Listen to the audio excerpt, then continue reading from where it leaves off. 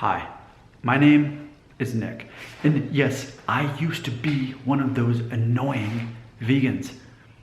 I want to talk to you about that. I want to share my story with you.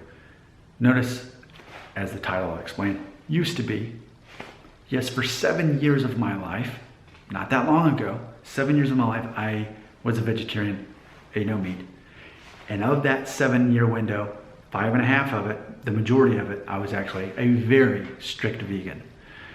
And when it first started out, the switch over to me being a vegan, the first couple months especially, I was one of those annoying vegans. And I want to talk about that because for me, I turned 39 in a few days. And I was just telling my wife how I feel like I've had a lot of character growth in my 30s. It was, how old was I? I guess I was 32 when I became a vegan. And so the majority of my 30s I was vegan. And I feel that one of the biggest life lessons of my 30s was because I became a vegan and how I dealt with that and how I treated other people through it.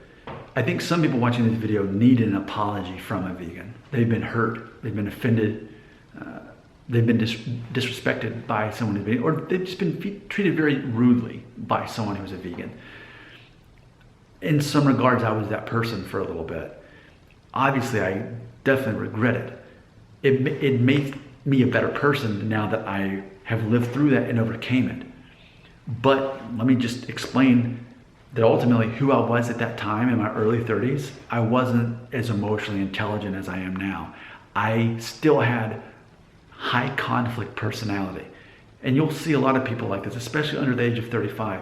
If they have some kind of belief system that goes against the mainstream, they tend to be very passionate to the point that they're ultimately pointing a finger and looking down on people who don't share that new epiphany that they themselves have. You'll see this often with vegans. You'll often too see it with atheists. That's another time you'll see it. Or you can even see it in politics. If someone's hardcore Democrat or Republican, you'll see this as well.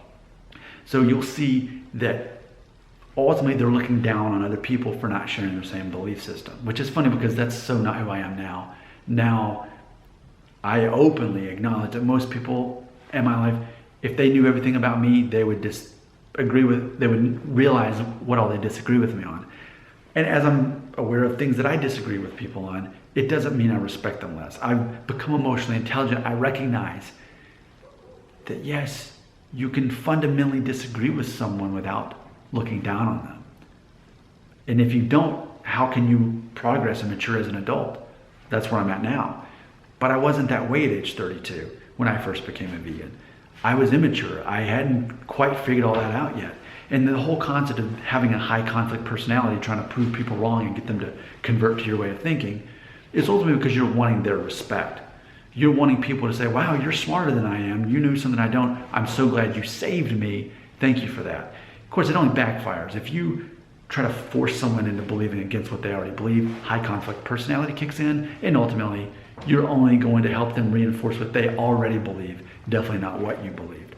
But I was one of those annoying vegans with a high conflict personality many years ago. Again, I'm a couple days away from turning 39. This was when I was 32.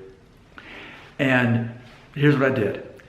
Back in those, I remember I went on Facebook and I'd pull up these memes. There was this one photo of a man underneath a cow, like on the udder of a cow, drinking the milk. And the meme was something like, imagine how weird that must have been for the first man who ever, decided to drink milk from a cow. There was another one where like it had an egg, and it basically compared eating an egg to eating, how do I say it, the menstrual cycle of a chicken. There was things like that I was doing, and I had to get over myself. I had to mature, and I was able to. But then once I finally graduated past that stage, then it was turning into this concept of I still kind of saw myself as a victim as a vegan then. So instead of me looking down on people, now I'm the victim. So if I'm in a restaurant, I have to announce, I'm a vegan, so what can you do for me here? And then that attention was on me, and basically kind of wore on my sleeve. Like I kind of had to in some ways, because back then, I guess that was one thing that made it hard. But back, so many years ago, it wasn't, you couldn't walk into a restaurant and get a vegan meal as easily as you can now. But still though, kind of wore on my sleeve a little bit. I think in hindsight, I can see that. So I was that person. But ultimately, why was I one of those annoying vegans? Was it because I was a vegan? No. It was because I was emotionally unintelligent. I had a high conflict personality, and because I didn't know who I was trying to tell other people how to live their lives because I was insecure in exactly who I was. Now, I will say, what changed me? Well, I turned 35. There's something about a man turning age 35 where he realizes, light bulb just came on. Oh, it's not about me. It's about everybody else. And they value me based on how I interact with them. It's not about me. And to get to that point, you almost have to figure out who you are. So figure out who you are, what you're bad at, what you're good at. Learn that it's a matter of not trying to change people's opinions and make them more like you, but accept them as they are. That's something that naturally happens to a person as they enter age 35. So now that I'm a couple days away from turning 39, I've been into this mindset years now, as far as accepting who I am and accepting other people as they are. Now, as you can imagine, I haven't brought this up until now. Let me say it. So yeah, I'm not a vegan anymore. I want to say it's been over 1.5 years now that I stopped being a vegan. But why? Why did you stop being a vegan? I'll tell you why. And it's not what you'd expect. See, the whole reason I became a vegan had nothing to do with animal rights. I love animals, but it had nothing to do with that.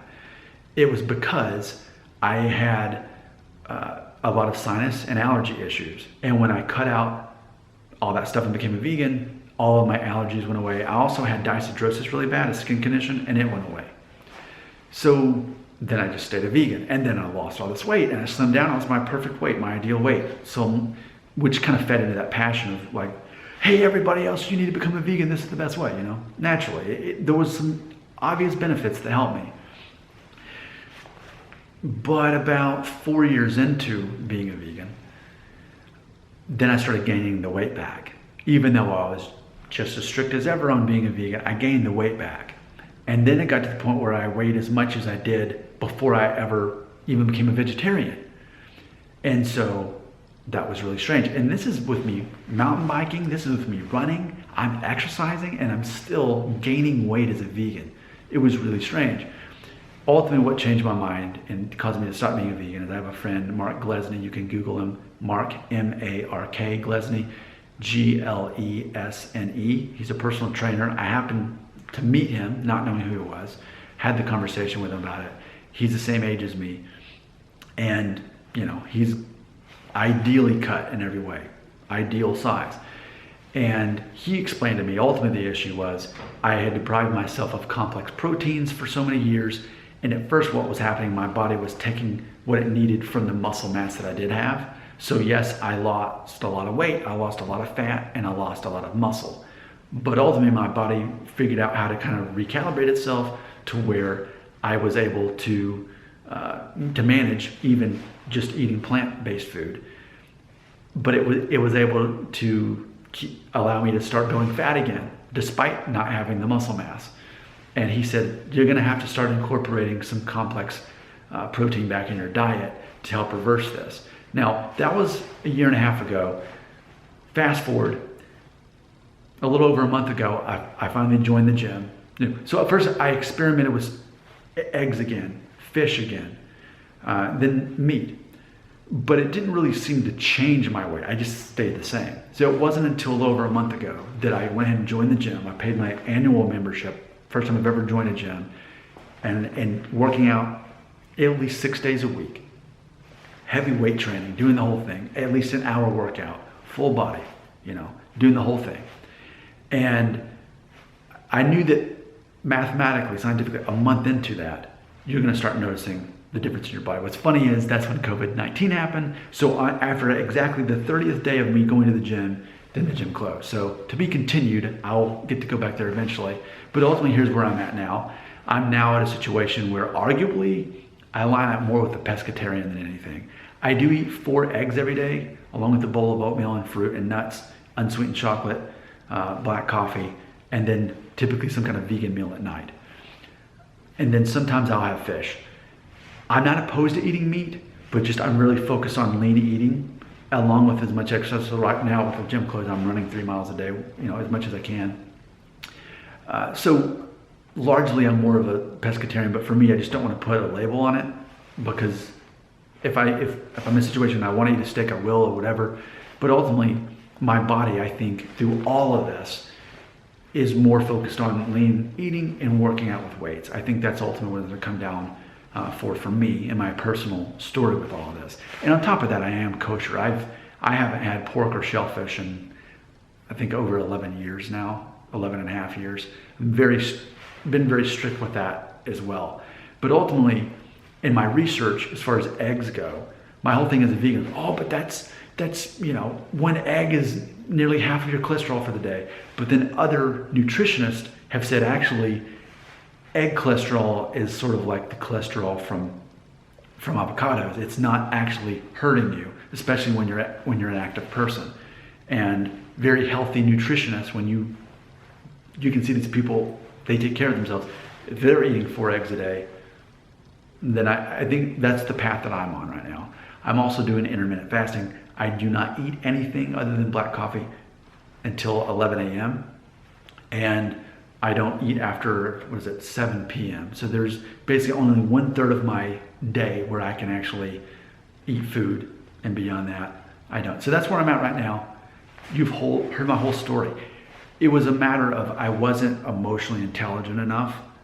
And what a character arc from my early 30s now to the very end of my 30s, how that's happened.